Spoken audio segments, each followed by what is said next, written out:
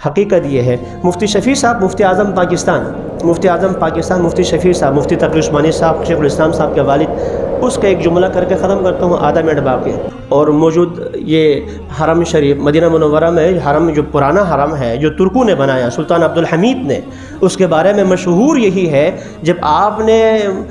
حرمین شریفین کی تعمیر کا ارادہ فرمایا تو سب سے پہلے اعلان فرمایا اپنے بچوں کو حافظ قرآن بناؤ اور یہ انجینئر بناؤ۔ انجینئر اس زمانے میں یہ کوئی مٹی کا، کوئی پتھر کا، کوئی لکڑی کا مستری ہوتا تھا، اس کو آج انجینئر کہتے ہیں۔ کہا کہ حافظ قرآن بناؤ اور ساتھ یہ بھی سکھاؤ۔ 3000 ایسے جو حافظ قرآن بھی تھے اور ساتھ ساتھ یہ کام فن بھی جانتے تھے، ان سے مسجد نبی کی تعمیر شروع کرا دی۔ قرآن پڑھتے جاتے تھے باوضو، کوئی اینٹ بغیر وضو کے نہیں، کوئی لکڑ بغیر وضو کے نہیں، پہلے سے اندازہ لگایا، اس نقشہ بنا کر لا کر وہاں چسپاں کر دیتے تھے۔ اگر خدا نہ خواستہ کوئی لکڑ کاٹنے کی ضرورت پیش آتی، مسجد نبی سے دور پرانے مدینے سے باہر لے کر وہاں جا کر تراش خراش کر کے واپس لاتے تھے تاکہ محمد مصطفیٰ کو تکلیف نہ ہو صلی اللہ علیہ وسلم۔ اور بہت معذرت کے ساتھ آج کیا ہے، روزہ رسول ہے، یہاں جا کر بیٹھتے ہیں، موبائل ان کو دی جا رہی ہے، یہ ادھر جا کر سیلفی بنا رہے ہیں، یوں کر کے یوں کیا جا رہا ہے کہ جس رسول نے صلی اللہ علیہ وسلم زندگی بھر ان کی مخالفت کی، آج اسی جگہ پر جو ہے جا کر ہم سیلفیاں لے رہے ہیں اور ساتھ ساتھ کہہ رہے ہیں، یا پاکستان میں ڈائریکٹ ملا کر کہتے ہیں کہ میں روزے کا سامن افضل سلام پڑھ لوں، خود پڑھتا نہیں ہے، پاکستان والوں کو پڑھوانے کی کوشش کرتا، نعوذ باللہ من ذالک۔ تو خیر، رسول کرم صلی اللہ علیہ وسلم کے سامنے آواز بلند کر لینا، یہ دوسرا ادب فرمایا گیا، اس سے جو ہے انسان کے اعمال ضائع ہو جاتے ہیں۔ رسول کرم صلی اللہ علیہ وسلم، آپ ابو موسیٰ اشعری رضی اللہ عنہ راوی ہیں، کہتے ہیں کہ ہم ایک غزوے سے واپس آ رہے تھے، سفر سے واپس آ رہے تھے۔ آپ کو پتہ کہ سفر سے جب انسان واپس آتا ہے تھکا ہارا، وہ بھی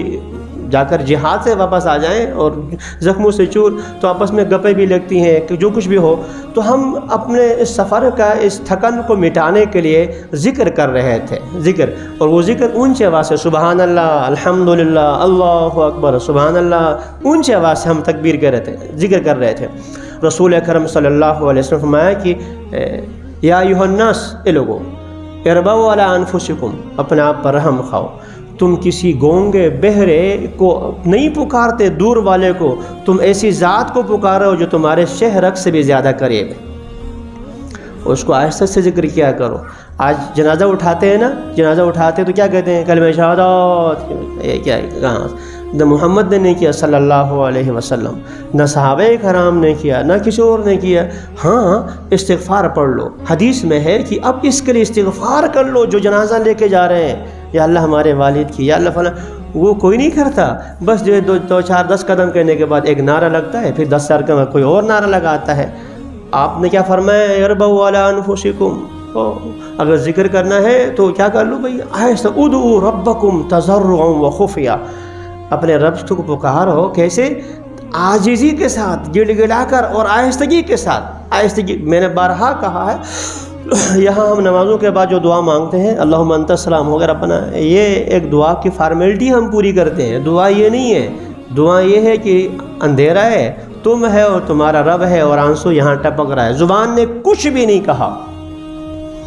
زبان نے کچھ بھی نہیں کہا، اندر ہی اندر جو ہے وہ مل گیا وہ اندر سے، تو یہ اس کو دعا کہتے ہیں۔ تو حضرت صلی اللہ علیہ وسلم کے آداب میں سے، جب آپ صلی اللہ علیہ وسلم حیات تھے تو بھی یہ ادب ہے، اور آپ کی دنیا سے تشریف لے جانے کے بعد، آپ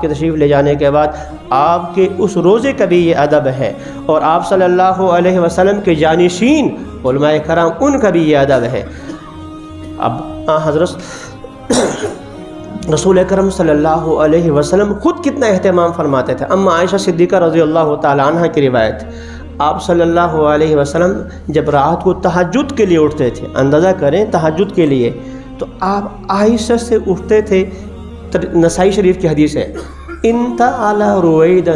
آہستہ سے جوتا پہنا، آہستہ سے، انتعلا رویدا، آہستہ سے آپ نے جو ہے وہ جوتا پہنا، وَأَخَذَ رِدَاءَهُ رویدا، آہستہ سے چادر اٹھا لی، وَفَتَحَ الْبَابَ رویدا، آہستہ سے دروازہ کھولا تاکہ جو میری آنکھ نہ کھولے۔ رسول اکرم صلی اللہ علیہ وسلم کی بیوی ہے، گھر والی ہے، اگر وہ اٹھ بھی جاتی تو کیا آپ سے ناراض ہوتی؟ وہ آپ کا اتنا اہتمام کرتے ہیں